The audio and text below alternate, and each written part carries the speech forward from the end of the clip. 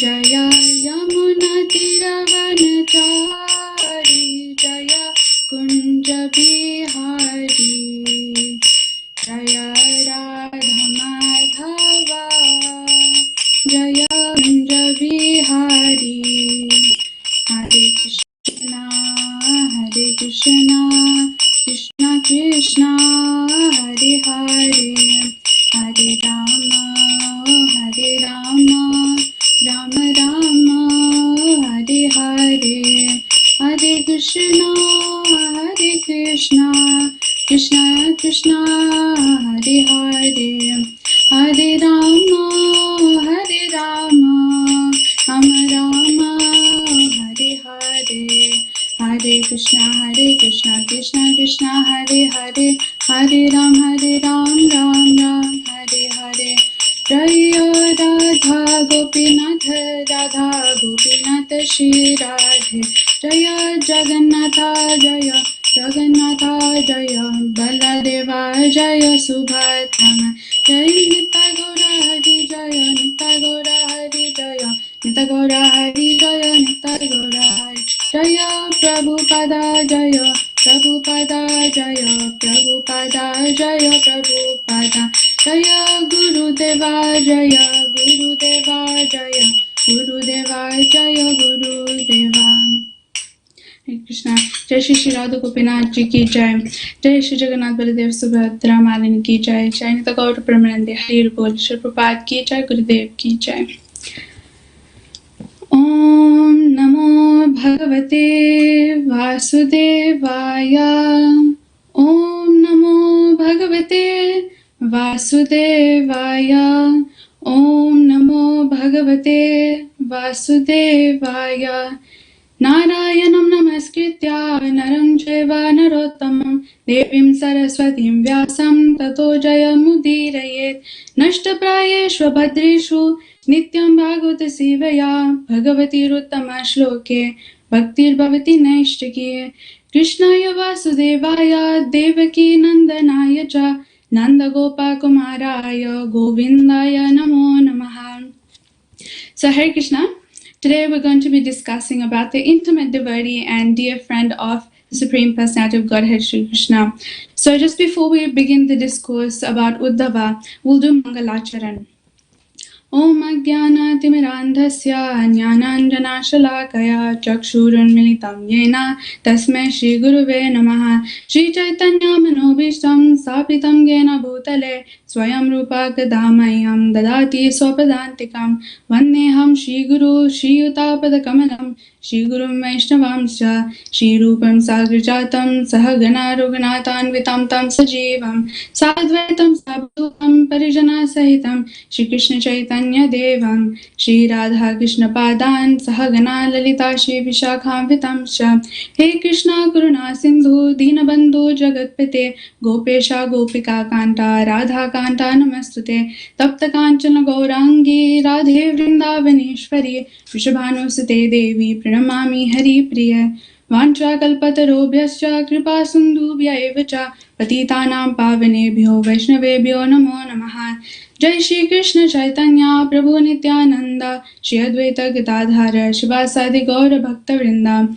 Hare Krishna Krishna Krishna Hare Hare Hare Rama Rama Rama Hare Hare. So Hare Krishna. So for today's class we'll be speaking about Uddhava. So Uddhava is actually Shri Krishna's cousin. He's the son of Vasudev's brother Devabhaga, and he was the most intimate personal friend of Shri Krishna in Krishna's Dwarika Leela. So which is a Leela that is more intimate than the Vaikuntha Leela. So of all the personal relatives of Krishna in the Yadu dynasty, Uddhava was considered to be the foremost friend. And as they were both always together throughout the day, and Krishna used to tell Uddhava confidential matters to Uddhava, and in return Uddhava used to hear them all very submissively. In this way they used to eat together, play together, and practically just do everything together. And Shri Krishna says in Srimad Bhagavatam 11.14.15, he mentions that Na tatha me priyatama atma yoni na shankara na cha shankarshano na shrir Naivatma cha yatha bhavan. He says, Dear Uddhava, neither Lord Brahma, Lord Shiva, Lord Shankarshana, the goddess of fortune, nor indeed myself are as dear to me as you are. So Krishna has also declared that we shouldn't think or do not think of Uddhava to be slightly inferior to me, to him, as he is as good as Krishna, and sometimes he may be even greater. He is never affected by the modes of material nature. So we can just see how Uddhava is an exalted devotee. And Srimad Bhagavatam, it actually discusses the relationship between Uddhava and Shri Krishna. So it says, from birth, Uddhava actually was a devotee of the Lord. He was a Nitya Siddha, or a liberated soul. And from his childhood, from Uddhava's childhood, from age 5, Uddhava has the natural instinct to serve Krishna. He also had small dolls in the form of Shri Krishna and used to be so absorbed in serving Krishna, like serving those dolls in the form of Krishna. He used to dress those dolls, feed those dolls, even worship the dolls. And he wouldn't even, when his mother used to call him to eat, like he should say, Uddhava, come eat. But then he was so engaged in just serving Krishna that way, so he didn't used to go. And Srila Prabhupada, he also mentions that these are actually the signs of an eternally liberated soul. So an eternally liberated soul is a devotee of the Lord who never forgets him. And this human life is actually meant for reviving our eternal relationship with the Lord. And all these injunctions that are set forward for us, they're meant for awakening this dormant instinct of this living entity.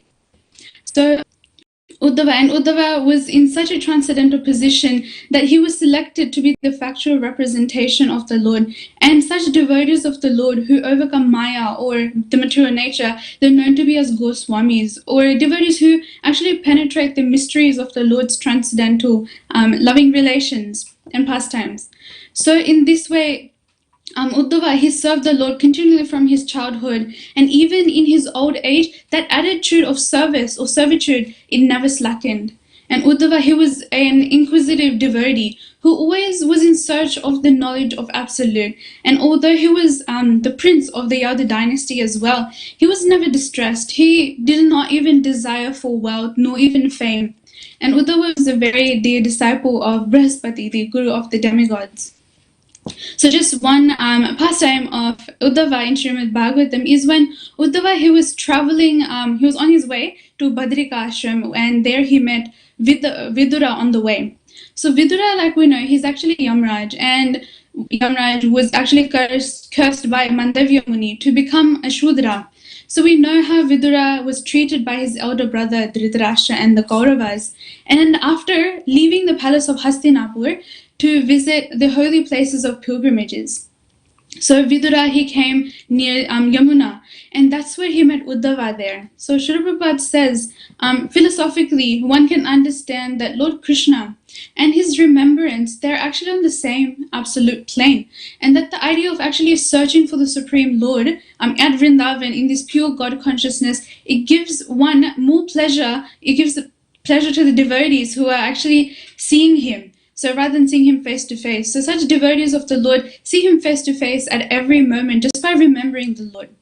And it's also confirmed in Brahma Samhita that Premanjana Churita Bhakti Vilochanena Shanta Sadeva Hridayeshu Vilokayanti Yam Shama Suntaram Achinta Guna Swarupam Govindamadi Purusham Tamaham Bhajami. So it says, those who are in ecstasy of love with the Supreme Personality of Godhead, Lord Shyamsundar or Krishna, see him always within their hearts through devotion rendered to the Lord. So we see here both Vidura and Uddhava, they were such elevated devotees, and that's why they met at the banks of river Yamuna. So they came there and started to speak.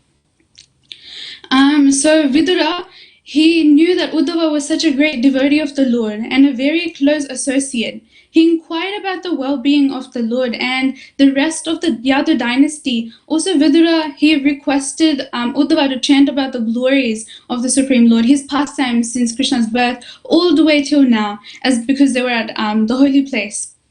So Srila Jiva Goswami mentions that although Vidura, he knew what had happened, he inquired again due to curiosity. So initially, Uddhava being asked about the well-being of his dear Lord and the message that imparted to him.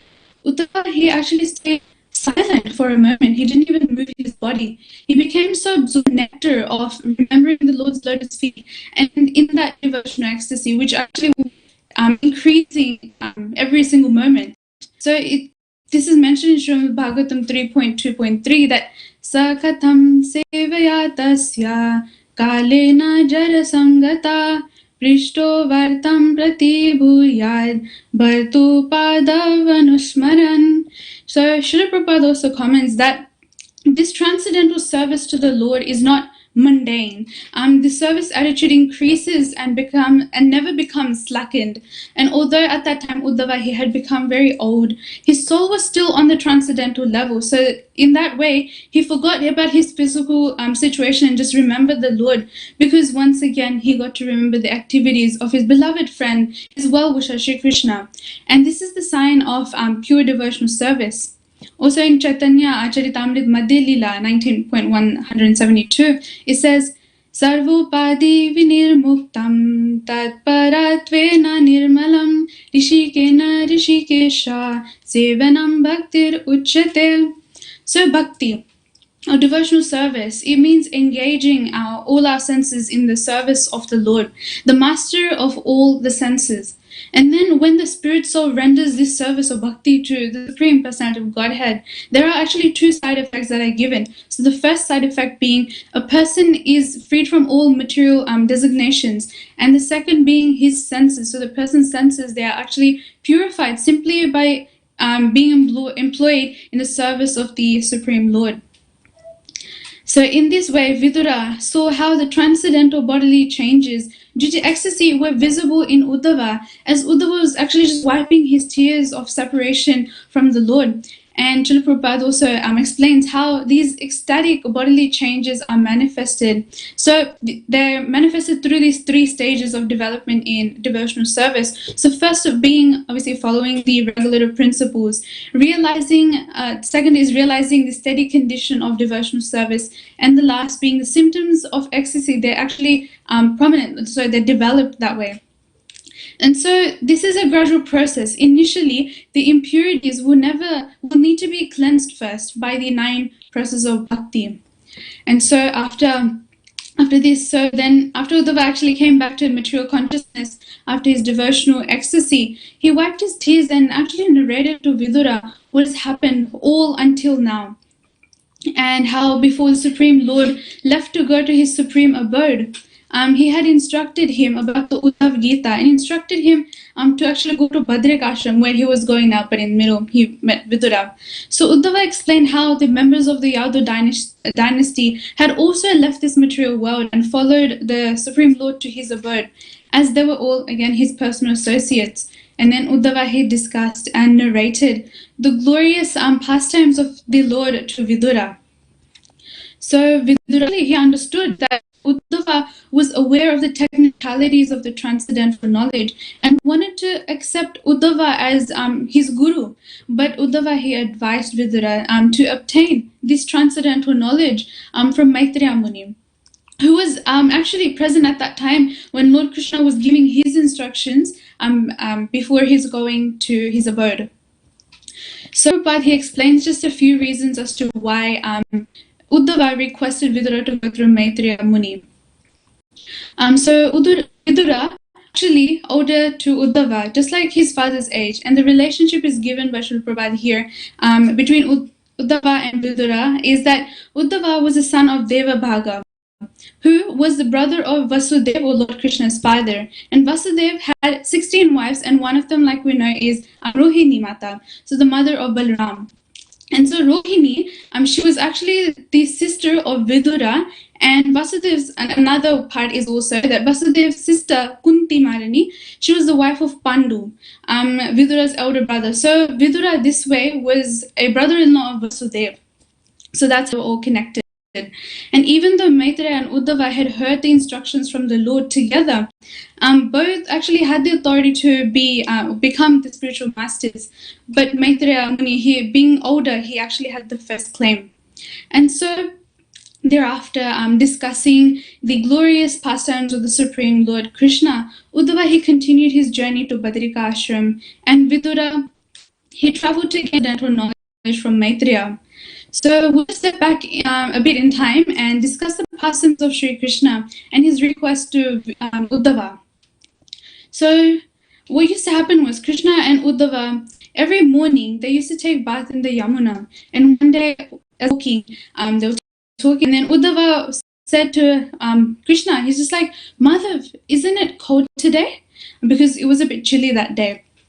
And Krishna at that time, he just didn't respond. He didn't say anything. And Uddhava, he glanced at his friend and he's just like, Krishna's in a deep thought. And then Uddhava gently touched the shoulder of the Lord and said, Oh, Madhav, where are you? What are you thinking about? And what has actually gotten you so worried? And see, everything here in Mathura is so great. It's so prosperous just because you're here, my Lord. And so, obviously being touched by Uddhava, Krishna just got out of that ecstasy and he just said, Oh, Uddhava, I am missing my mother. And Uddhava there was a bit confused. He was just like, but Madhav, Mother Devaki is here. And Krishna said softly once again, yes, Uddhav, I know Devaki mother is here, but I miss the mother that calls me Kana. I miss Mother Yashoda. She isn't here. I miss her. And he said that I miss all the Vrajvasis, I miss the cows, I miss the Gopas, I miss the Gopis, they're all my friends, and most of all, I miss my Radha. So the Prema Bhava that I also get from the Vrajvasis is the topmost, and that Prema Bhav, I cannot experience it here in Mathura. So that's why I miss them. But Uddhava, he didn't understand this. He didn't understand what the Prema Bhava was. And he told Krishna, he's just like, my Lord, sometimes we have to leave things as they are in the past and we just have to focus on the current and just live in the future. And Madhav, you know, we have this knowledge from Shastras that, and you should also leave the thought of the Prema Bhava behind. And yet again, when Uddhav said this, Krishna stayed silent. He walked to the waters of Yamuna and dipped in its waters. And when he came up, he carried a white lotus in his hand. And actually, every day when Krishna bathed and he came up from the waters, he carried that white lotus flower. And that white lotus flower was actually sent by Radharani to him daily. But this time, when Madhav or Krishna, he was holding the lotus flower close to him, tears actually started to roll down his cheek. He was in ecstasy. He was remembering his pastimes in Vrajadham and his pure bhakti bhava and the pure bhakti bhava that he got from the Vrajvasis. He was missing their association. In this way, when Krishna was in full ecstasy, he actually fainted. And when Uddhava, he actually saw that his beloved Lord, his friend, had fainted, he was very shocked and he yelled, Madhav, are you okay, Madhav? What's wrong? Please get up. And obviously Krishna didn't get up because he had fainted. So Uddhava then picked up the Lord in his hands and just carried him to the chariot. And they drove back to Mathura. Uddhava was very, very stressed. And while they're coming back to Mathura, everyone could see what had happened. They saw like the Lord was just sleeping on the chariot. So when they reached the palace was at a very disturbed stage. And the news just spread like wildfire that Vasudeva Krishna, he had fainted and still hadn't gotten up. And what happened was the palace was just full of all the best medical practitioners and the Vedic doctors. They had come there to make kadas and best types of medicines to just wake the Lord up. But still, unfortunately, nothing was working. And the Lord was still asleep. He didn't wake up. And it was as though he was in very, very deep sleep. So Ugrasen Maharaj and Devaki and Vasudev, they actually came to Uddhava and they said, Dear Uddhava, you're the most dearest friend of the Lord and we beg you to please wake our son up. And Uddhava, he didn't know what to do because he himself was worried for the Lord as well.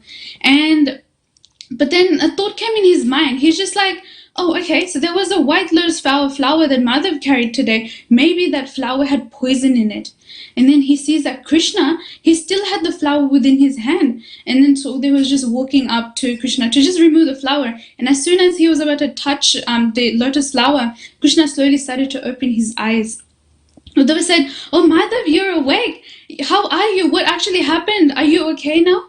And then Krishna, obviously, coming out of that stage, he spoke softly to Uddhav saying, Uddhav, listen.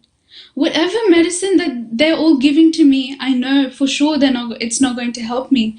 I miss my Vrindavan. I miss my Vrajvasis. I want to go there. That is my desire. But you see, in this stage, I'm currently sick. I can't go.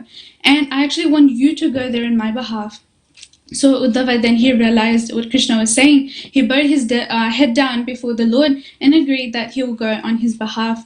So we see Krishna actually wanted to send him to Vrindavan with the message, to give the message to the Vrajvasis, to pacify their deep feelings of separation, and also to make Uddhava understand that in reality, the bhava of prem is way superior to jnana or knowledge. Just because Uddhava was his dear devotee and an intimate friend of the Lord. So Krishna, obviously being the Lord, he knew that Uddhava was very highly qualified. So he wanted to send Uddhava to Vrindavan to study the highly elevated, ecstatic devotional service practiced there by the Vrajvasis, and also to learn from the gopis and other Vrajvasis how to love Krishna to the highest degree. And so we can see this was Krishna's special mercy and favor to Uddhava, that he could understand, so that Uddhava could understand the sweetness, the purity, and the depth of the gopis and the Vrajvasis' love in separation from Shri Krishna. So now Srila Prabhupada, he has mentioned that there are various acharyas that give different reasons why Krishna sent Uddhava to Vrindavan and didn't go alone.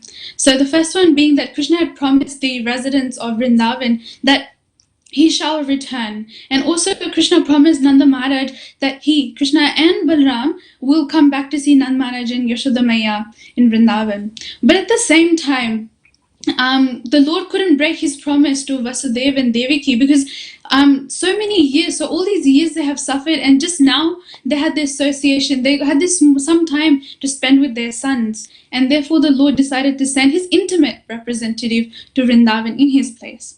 And so from Mathura, Krishna told Uddhav, he's just like, the Vrajvasis, especially the gopis, they're feeling intense separation from me. So Uddhav, take my chariot, dress in my clothes, and give them my message.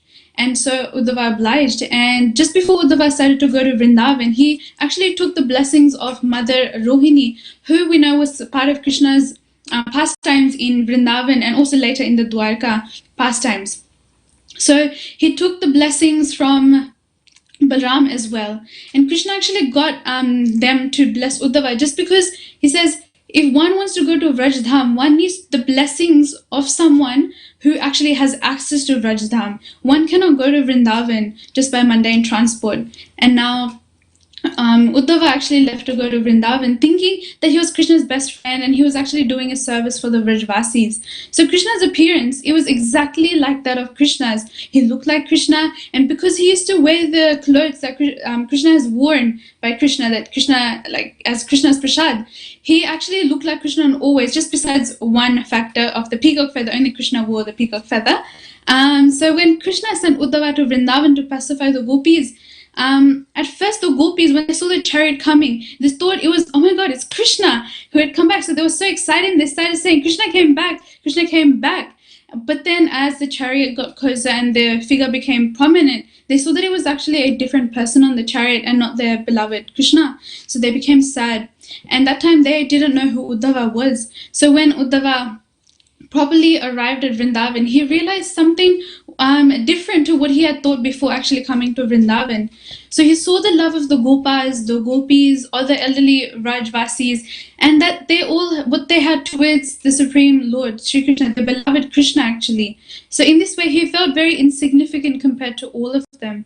And then he met with Nand Maharaj and Yashoda Maya, and also saw their pure absorption in the ecstatic separation from Krishna. He tried to pacify them, but he realized later that their love is so oceanic towards the sun. And then he met the Vraj Gopis and ultimately Srimati Radharani. And when he witnessed Srimati Radharani's topmost limits of pure, unalloyed, loving surrender, Uddhava felt that he did not even have a small trace of affection for Krishna within his heart in comparison to all of them. So Uddhava, he came here thinking that he was actually going to give something to the Vrajvasis, but then he realized that the Vrajvasis are actually giving something to him instead, which is an understanding of true and spontaneous love. They were giving to him the ultimate treasure of what Uddhava actually wanted to aspire within his life. So Shri Uddhava is described in Bhagavatam as being Buddhama, so meaning the most intelligent, and thus he could expertly pacify the residents of Vrindavan who were feeling that intense separation from Shri Krishna. And he read to the gopis then the message that Krishna wanted to give to them. But Uddhava also again realized that they just wanted to serve Shri Krishna, to please Krishna. So they were all absorbed in that serving mood, other than anything else, nothing mattered to them. So Uddhava, he felt their intensity and affection for Krishna, which was again increasing at every single moment. He wanted to actually be the servant of the gopis. He wanted to serve the dust of their lotus feet.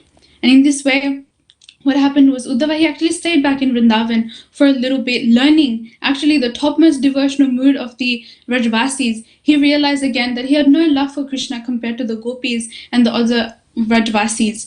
So we see that in Mathura. Everyone saw Krishna as like the king, the prince, the supreme lord, so something great. But in Vrindavan, the pious residents, they actually took Krishna as their own in the 5 rasas, so like Vatsalya Bhav, Madhurya Bhav, Sakhya Bhav, Dasya, and also Shanta Bhav. So in this way, they were able to reciprocate with Krishna in a more deeper mood. And then after a while of staying there in Vrindavan, Uddhava, he returned back to Mathura. He described to all the members of the Vishnu dynasty the extraordinary pure love that he had seen in Vrindavan, and how the Vrajavasis, their love for Krishna was far beyond anything else, far beyond any of the devotees that have ever experienced it. And by hearing about the love, all of the other devotees of the Lord would increase their faith and devotion.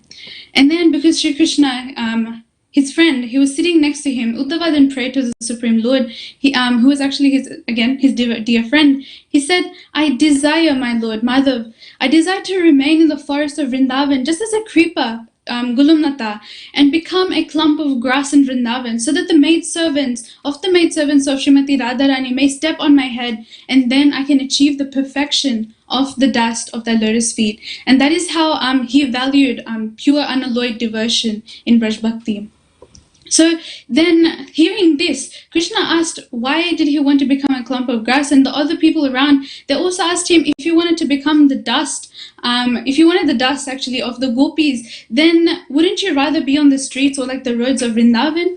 But then Uddhava, his reply was great. He said that, you see, when the gopis hear the sound of Krishna's flute, they become so mad to meet Krishna, and they lose all of their consciousness. They just run for Krishna, and at that time they don't have any consideration of where the road is or where the bush is, and there are more chances that the gopis will run through the bushlands or through the fields to meet to Krishna. So in this way, Shri Krishna, he blessed Uddhava with the fulfillment of Uddhava's prayer. So Uddhava, he actually became the Kulumlata, the small piece of grass where he eternally is a resident of Vrindavan, just waiting for the dust of the feet of the Vrajvasis to come upon his head. And so even now, Uddhava is eternally residing as a clump of grass at Uddhav Baitak. It's a place west of Kumsum Sarovar on the right side of the Parikram Marga. So over a period of time when the Yadav dynasty, they left to go to Golaka, some gurus, they actually stayed back because they were submerged in the ecstasies of separation. At that time, Vajranabha, who was the great-grandson of Shri Krishna, was the king of Raj, and he brought the gurus there to the Uddhav Kund. And there Vajranabha, he performed Harinam Sankirtan, chanting the holy names of Shri Krishna.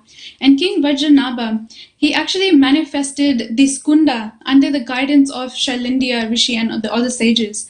And there's also at that place, there's also a temple dedicated to Uddhava there. And this is actually a place of great spiritual significance, just because it is said Uddhava, he always resides there praying to the Supreme Lord, just for love and devotion that the gopis had for Shri Krishna. And also His Holiness Radhana Swami Maharaj, he mentions that as the gurus, they were chanting with so much devotion and separation that one by one, various associates of Krishna who had already departed from this world, they began to appear again. And therein the members of the Yadav dynasty, they began to reappear. And then the kirtan, it became more transcendently intensified with separation from Krishna.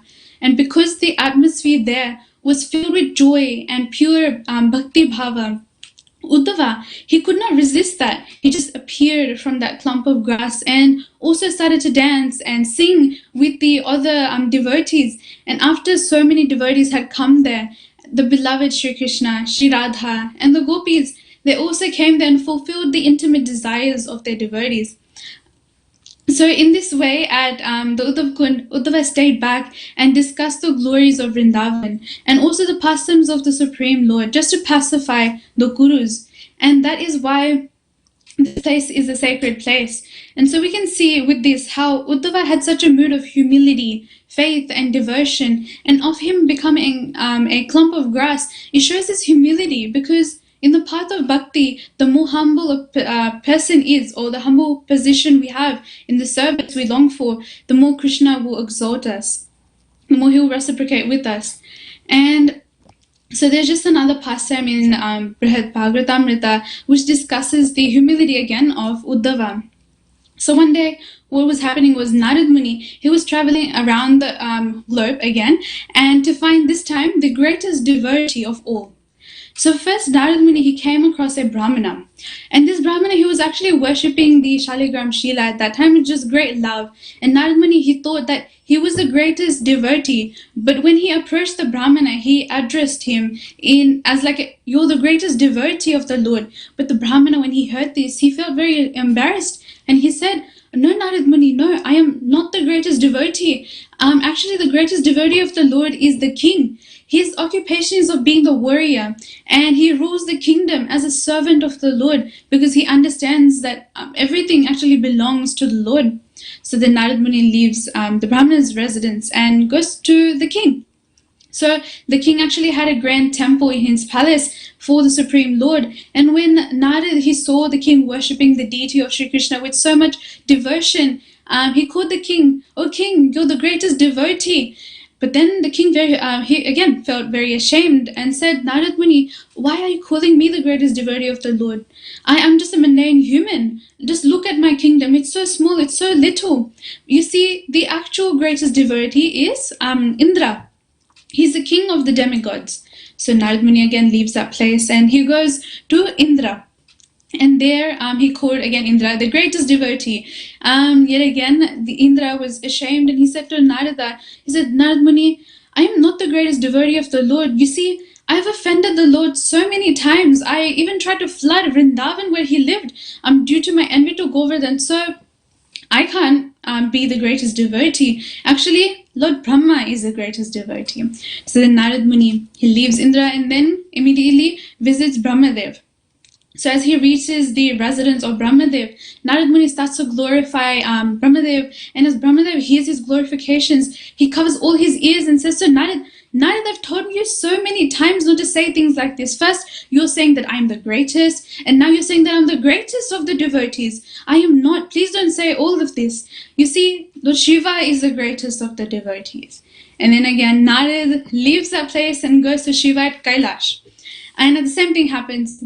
This time when Shiva hears glorifications, he becomes very, very angry. And he says to Narad, what's wrong with you? Why are you saying all of these things? How can I be the greatest devotee? Like, see, I have offended the Lord so many times. And I have made the Lord rectify my mistakes many times when I gave those boons to those demons who ended up actually harassing the devotees of the Lord.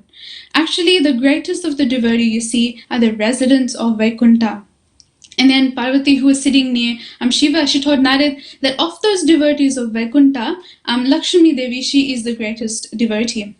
But as Narad was about to take leave to go to Vaikuntha, then Shiva stopped him. He's just like, wait. He's like, actually, an even greater devotee is Prahlad Maharaj. So in this way, Shiva started to glorify the qualities of Prahlad Maharaj. So Narad Muni, he left to go to Sutala Loka to meet Prahlad Maharaj.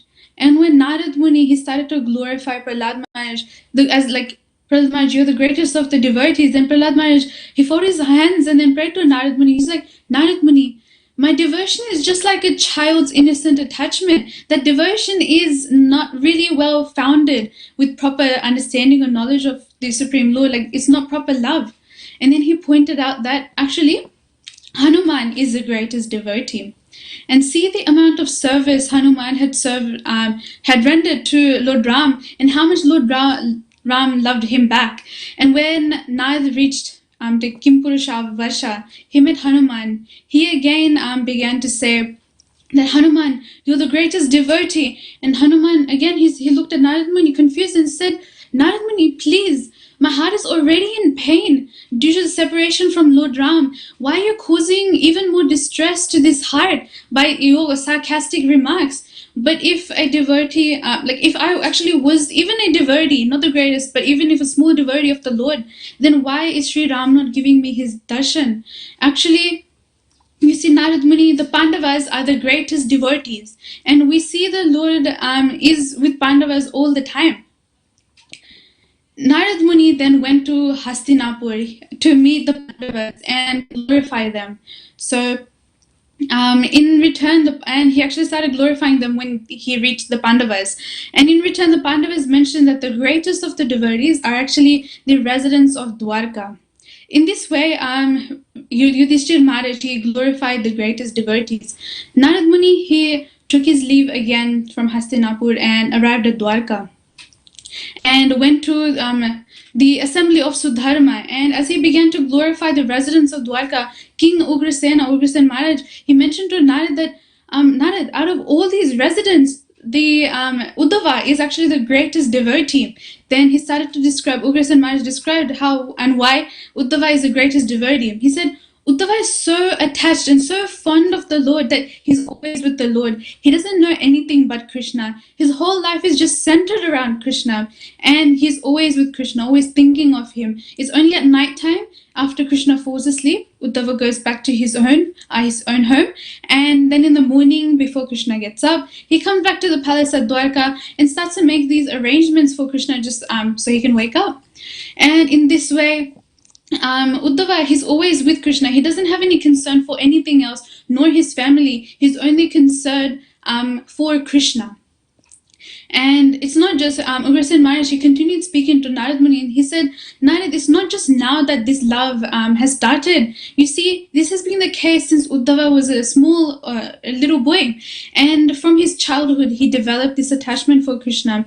He only eats after Krishna eats. And whatever is left over, he takes a handful of that as prasad. And the dresses that are rejected by Krishna are that Krishna actually throws away after wearing his dresses. Then Uddhava actually wears those dresses.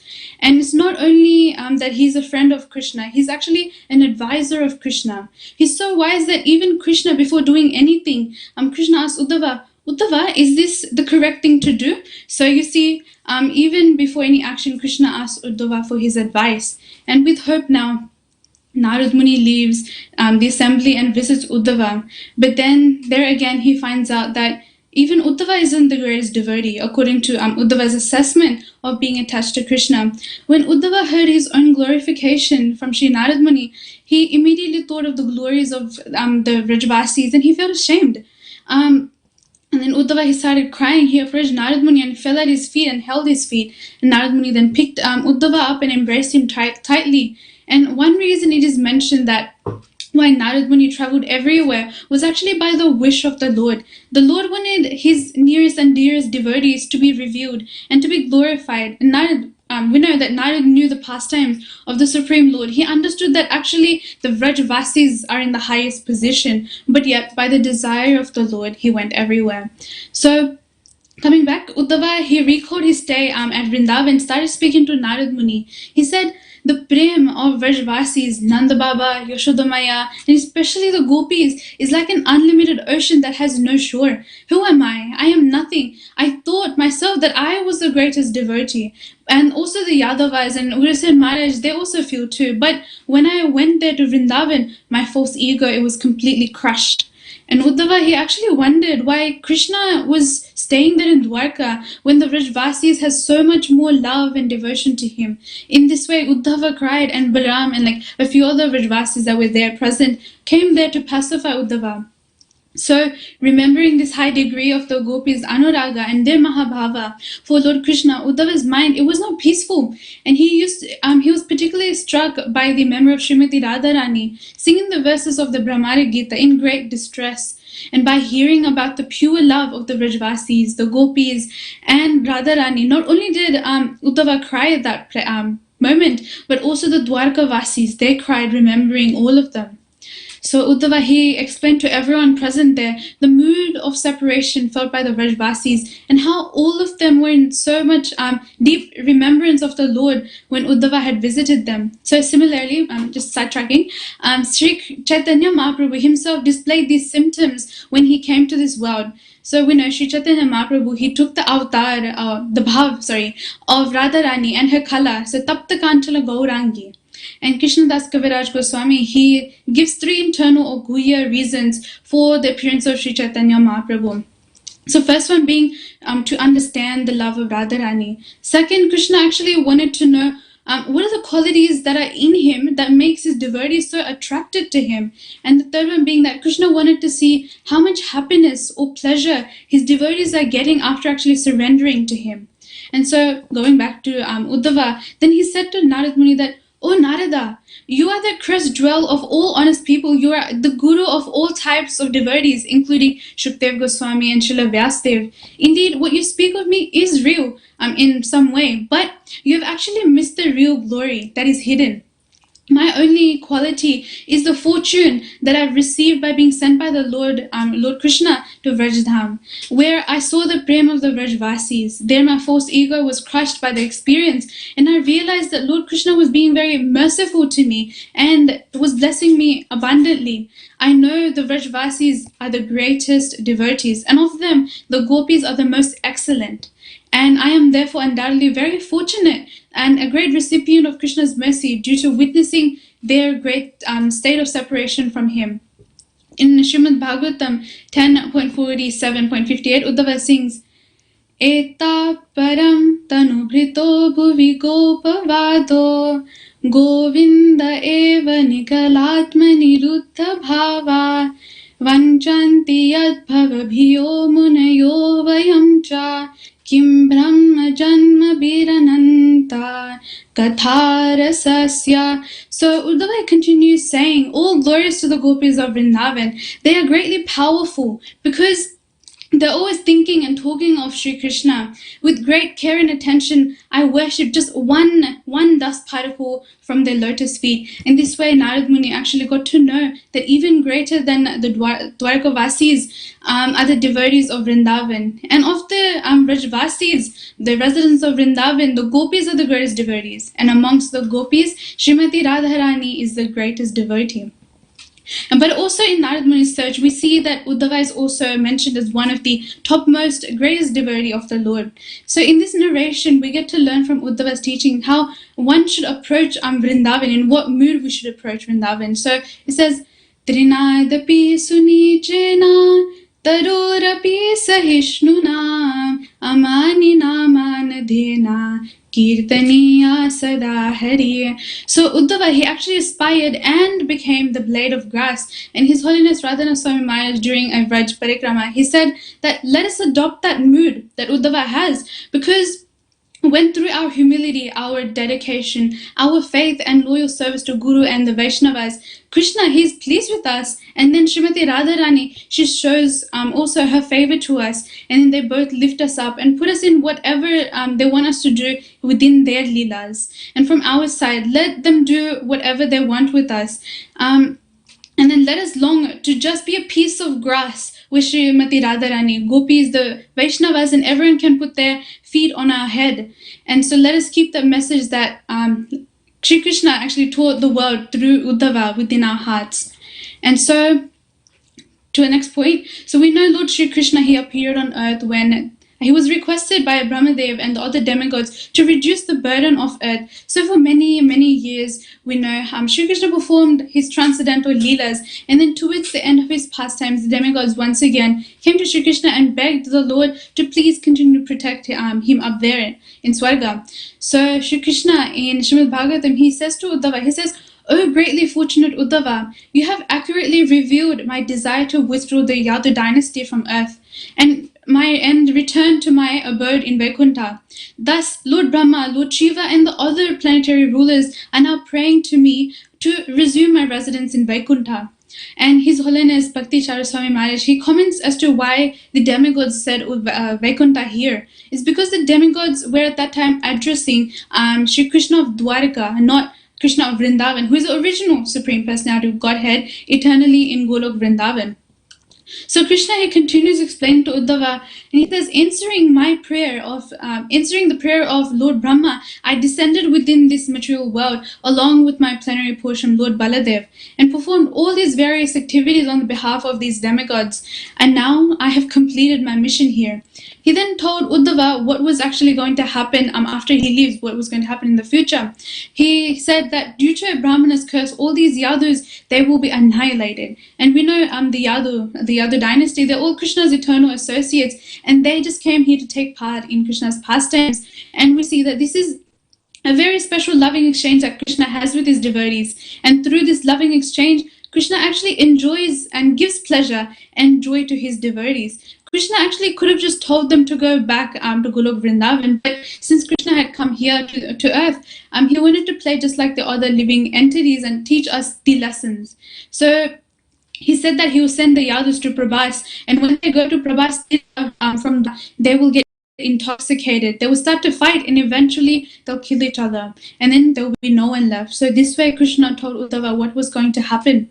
So understanding Krishna's imminent departure, unalloyed devotee and dearest friend of Krishna, he was overwhelmed with separation anxiety, he pleaded with his folded hands and requested Krishna to take him along to his spiritual abode. And just one side note is that we know how Bhagavad Gita, the song, was spoken by Shri Krishna to his friend and cousin Arjuna when Arjuna was bewildered at Mahabharata. So just here, now at this time in Dwarka, Shri Krishna spoke the Uddhava Gita to his other intimate friend and cousin Uddhava, just to pacify him when Uddhava had asked the Lord. Uddhava said, my dear Lord Achyuta, I fear that the method of yoga described by you is very difficult for one who cannot actually control his mind. So please, my Lord, please therefore explain to me in simple terms how someone can more easily execute that. And then the Supreme Lord, he started singing the Uddhava Gita. He starts off by saying, yes, Uddhava, I shall explain to you, describe to you the principles of devotion to me, by which executing this, a mortal human being will conquer the unconquerable death. Always remembering me, one should perform all his duties for me without becoming impetuous. With mind and intelligence offered to me, one should fix his mind in attraction to my devotional service. And in the Uddhava Gita, Krishna spoke about bhakti, jnana, vairagya to teach us actually through Uddhava. And the Uddhava Gita, it constitutes of a various range of topics and is more elaborate than Bhagavad Gita itself. And we know that Uddhava Gita is actually the longest philosophical section within Srimad Bhagavatam. It covers nearly all of the 11th canto, chapters 7 to 29. And because it contains such in-depth topics within it, there are so many lectures and seminars that cover points discussed within the conversation, or discussed by the conversation between Shri Krishna and his personal associate Uddhava. And so throughout Uddhava Gita, Krishna is making us understand what this material nature is, and that this world is actually perceived by our senses, and it is actually temporary. And since it is temporary, it's not real. It is illusory. It's part of the Maya. So it says in Shvetashvatara Upanishad, it says, Parashi Shaktir Vividaiva Shushrite. It says, Lord's energies, they are innumerable and immeasurable. Krishna has three energies. The first being internal or Antaranga Shakti. The second is external Bahiranga. And the third one is Majnu or Jiva Shakti. So the spiritual potency or the superior nature of the Lord is eternal or Sanatan and is never annihilated, Navinashyati. And when everything within this world is annihilated, so the creations of the inferior nature, when they're all annihilated, the part of the spiritual potency, it remains as is. And the spiritual creation is actually described as Sachit Ananda, so eternal, full of knowledge and bliss. And then the material world, on the other hand, is considered to be Asat, Achit, and Nirananda, so temporary, full of ignorance and full of miseries. In Chaitanya Charitamrita, it says, Krishna Surya Samamaya Haya Andakara Yaha Krishna Taha Nahi Maya Radhikara. So it says Krishna is compared to the sunshine and Maya is compared to the darkness. And we know that wherever there is sunshine, there cannot be darkness. So as soon as one takes to Krishna consciousness, the darkness of illusion will immediately vanish. And that's why the service to the spiritual master gives us transcendental knowledge. And we say, Om Jnana Timirandasya Jnanan Jana Shalakaya Chakshurunmilitam Yena Tasmai Shri Guruve Namaha. So with the mercy of Krishna, we're fortunate enough to get the association of pure devotees of the Lord who become our gurus and cultivate our bhakti. And so this way, Uddhava was considered to be the best amongst all devotees of that time, and therefore he was directed or instructed by the Lord's grace. And so then after hearing all these elaborate teachings, Uddhava, he offered his prayers to Krishna out of gratitude, and Krishna then instructed him to go to Badrika ashram, assuring him that he will come back to him. He will soon come back to him. And then Uddhava, he circumambulated Krishna and fell at Krishna's lotus feet, covering Krishna's feet with his tears. With great pain and separation from Krishna, Uddhava, he placed Krishna's slippers upon his head and departed for Badrika ashram. And thus Krishna, he spoke to his devotee this nectarian knowledge of spiritual bliss. And one who hears this Uddhav Gita with great faith actually attains liberation. So now we'll discuss as to why Krishna actually asked Uddhava to go to Badrika ashram. And Srila Vishwanath Chakravarti Thakur, he mentions that during Krishna's transcendental pastimes on earth, Krishna associated with many devotees at Vrindavan, at Mathura, at Dwarka, at Indraprastha, Hastinapur, and many more. And he also went to even the heavenly planets and Vaikuntha. But there was one place that Krishna hadn't personally visited during his pastimes on earth, which was Badrika ashram, where the great sages like Naranara and Rishi, they resided. And as soon Krishna knows that soon he was about to go to his eternal abode in Goloka, Vrindavan. So Krishna wanted Uddhava to go and enlighten the sages at Badrika ashram on his behalf. And Krishna considered Uddhava to be good as his own self, and thus gave him these confidential teachings in the form of Uddhav Gita. And Krishna wanted Uddhava to stay on earth actually for a little longer, so that he could preach his message to others, because Krishna knew that Kali was going to begin soon. And the condition of this world will become very, very difficult to live in. And the teachings from Uddhava will actually create some good fortune for this world.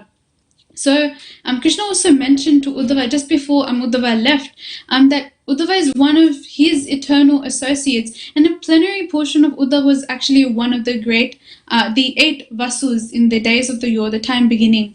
So just as a brief background, once when the Yadus were performing sacrifice for the management of universal affairs, an expansion of Uddhava, acting as one of the Vasus, he desired to become an associate of the Lord. And the Lord knew this because, again, we know he's present within every living entity's heart. He's Paramatma, he's Sarvasya Chaham Hridi Sanya Vishto.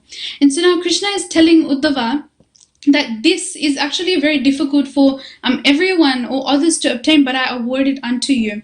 And only pure devotees can know that by the mercy of the Lord, that personal association of the Lord is the highest perfection of life.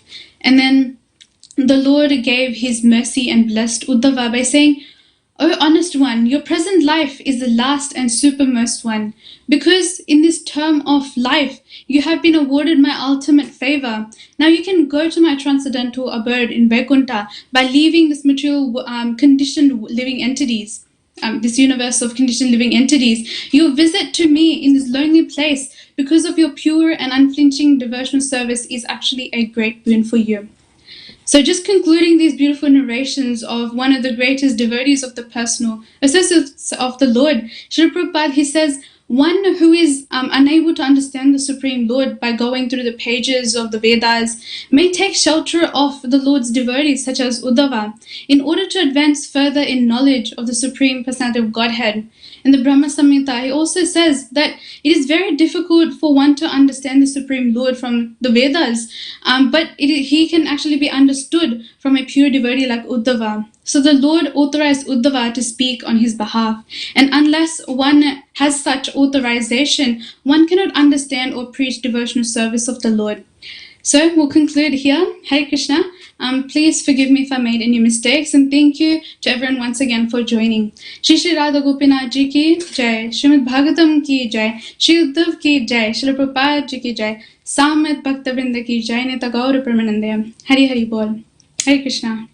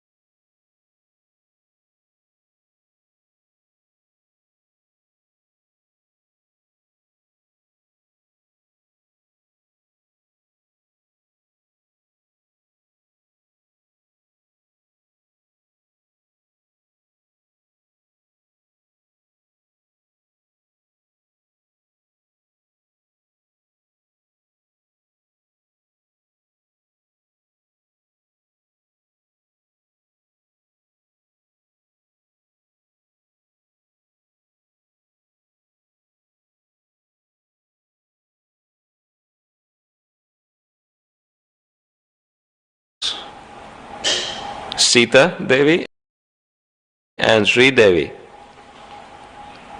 Achyutananda was born of Sita Devi in 1425 of Shaka or 1503 of our era, followed by Krishnadas Gopal Balaram Swarup and Jagadish Mishra, while Shri Devi gave birth to one son named Shyam Das. This is what Prem Vilas describes.